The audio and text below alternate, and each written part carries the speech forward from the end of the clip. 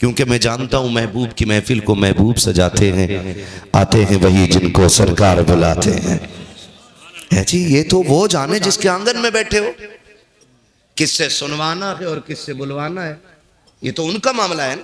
हम कौन होते हैं ये फैसला करने वाले? कोई तो नेकी होगी ना, कोई तो अमल ऐसा होगा ना। हम इमाम अहमद रजा की फिक्र वाले लोग हैं। बेशक बेशक, हक है, हक है। जब पालकी में बैठ के चले और खुशबू सूंघ के कहे रुको, नीचे रखो, फिर पालकी से निकले और कहे तुम में अली का बेटा कौन है? आहा, बेशक बेशक, सुभान अल्लाह। और लोग पूछे पता कैसे चला, तो वो कहे मुझे खुशबू बता रही है कि तुम में कोई रसूल का शहजादा चल रहा है। सुभान अल्लाह, सुभान अल्लाह, जिंदाबाद। अच्छा, एक बात हो सकती है ना कि ये खुशबू आला हज़रत ही को क्यों आई जी, और भी तो थे और किसी को क्यों नहीं आई? तो याद रखें, सूंघने का ताल्लुक उनका अच्छा होता है जिनकी नाक तेज होती है भाई, नाक जिनकी तेज होती है। ये मैं बात कर रहा हूं, एक फितरी बात जो सब समझेंगे। नाक जिसकी तेज होती है वो सूंघता ज्यादा है, लेकिन नाक का ताल्लुक कौरमा, बिरयानी, दही, रायता, रोटी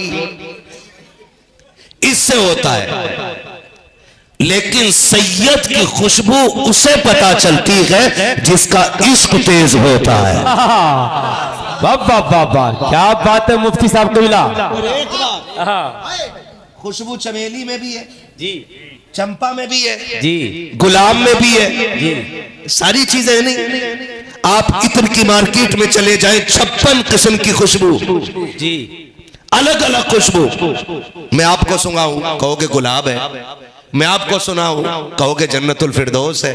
आपको सुनाऊं का मजमुआ है। आपको सुनाऊं ऊद है। ये सारी क्वालिटी आप तब बता रहे हैं क्योंकि आप सबको जानते हैं। क्या बात है, बेशक बेशक।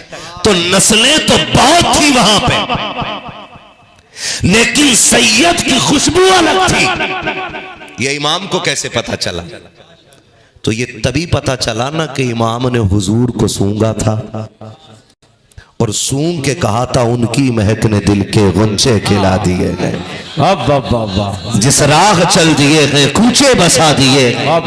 अल्लाह क्या जहन्नम अब भी न सर्द होगा, रो रो के मुस्तफा ने दरिया बहा दिए। रहने तो यहाँ डुबो दो, अब तो तुम्हारी जानिब कश्ती तुम्ही पे छोड़ी, लंगर उठा दिए।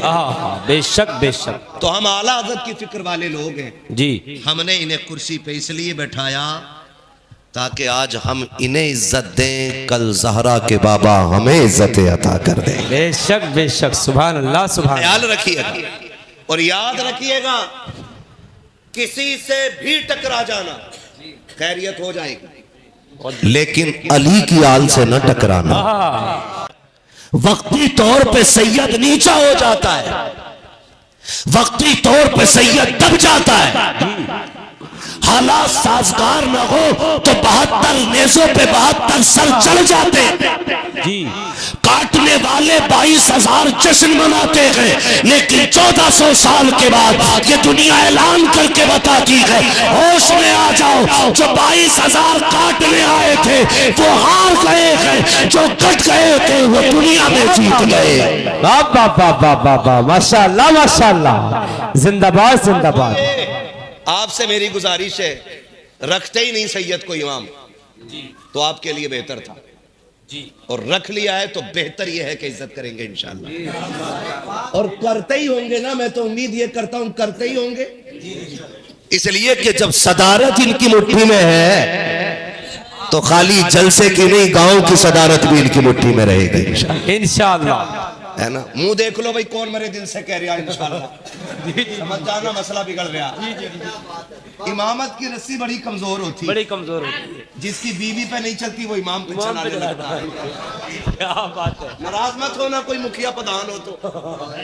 एक तो निकल के कह रहा है हजरत एक मसला पूछना। कहा, मैं बोला क्या? कह रहा हमारा इमाम जो है ना वो नमाज का खूंटा हिल जाता उनका। ये ले भैया, मैंने ये कौन सी चीज है? कह रहा सीधे पैर का अंगूठा हिल गया था, नमाज हो जाएगी उनके पीछे। मैंने कहा तू किधर था? कहा था मैं भी जमात में। मैंने कहा तू सजदा कर रहा था कि टिकटिकी बांध के इमाम के पैरों को देख रहा था? कितनी बेगैरत लोग हैं यार। है सजदा कर रहा हो, ताका झांकी कर रहा, पैर किधर जा रहा? सोचे यार, जरा दिमाग लगाएं थोड़ा सा।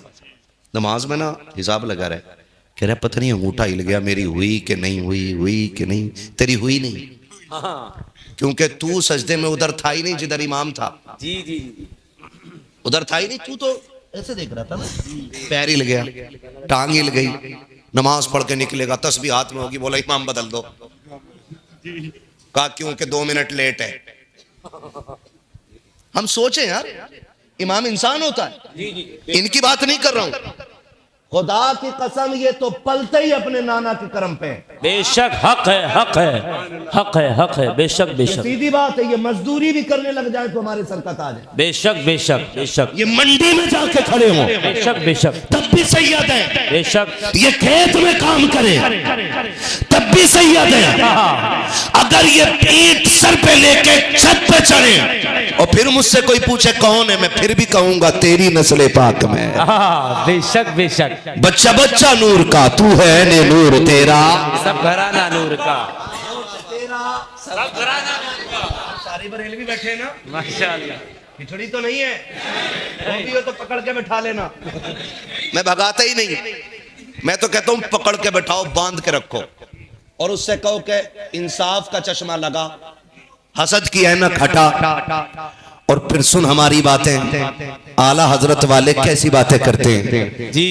जब महफिल खत्म होगी तो कहना पड़ेगा मैं मुजरिम हूँ आका, मुझे साथ ले लो कि रस्ते में है जा बजा थाने वाले। वाह वाह वाह वाह, सुभान अल्लाह सुभान। हर एक मुसलमान से मेरा एक सवाल है, आप अपनी नमाजों की हिफाजत करें, अपनी नमाजों की हम हिफाजत करें। जी जी जी, कोशिश ये करें कि अल्लाह हमारे सजदे कबूल कर ले। आमीन आमीन। बात ये नहीं है कि पढ़ाई किसने, बात ये जरूरी है कि हमने पढ़ी कैसी है।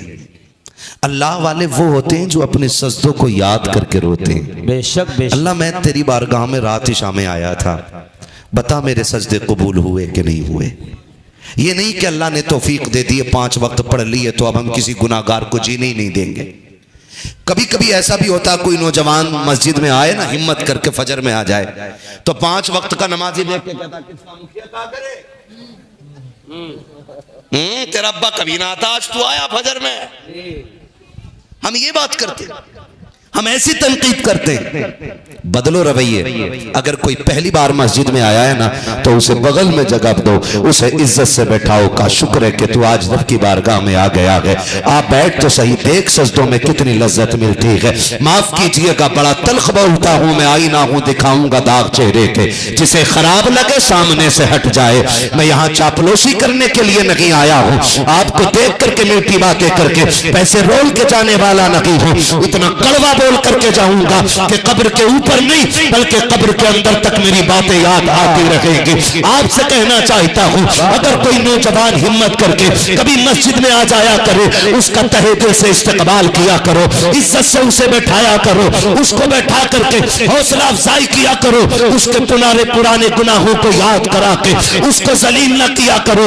ये मत कहा करो सोचुए खा के बिल्ली हज को चली है, ये मत कहा करो अब तो आ गया कि कल भी आएगा कि नहीं आएगा। तुम्हें खुदा का वास्ता दे के कहता हूं, कितने नमाजी इतने बदतमीज होते हैं कि अगर कोई एक बंदा एक वक्त गैर हाजिर हो जाए, नमाज में आवाज दे के कहते हैं फला कहां गया है, आज वो नमाज में नहीं आया है। उनसे कहो ऐसे क्यों कह रहे हो, कम से कम किसी को रुसवा ना करो। तो वो तो ये कहते हैं हम तो इसलिए पूछ रहे थे कि वो नमाज में नहीं आया है। भाई तेरी नीयत में खैर नहीं है, अगर नीयत में खैर होती तो मस्जिद के दरवाजे पे ना कहता, सफ में ऐलान ना करता, बल्कि चुपके से उसके घर जाता, दरवाजा बजाता, अंदर वो बुलाता, बैठ के उससे कहता बता तो सही यार तू ईशा में नहीं आया था, तेरे बगैर दिल नहीं लग रहा था, बता क्यों नहीं आया था, फजर में क्यों नहीं आया था। उससे जाकर तन्हाई में बात कर और उसे राजी करके मस्जिद में लेके आ। खुदा की कसम खा के कहता हूँ, अगर तेरी नीयत में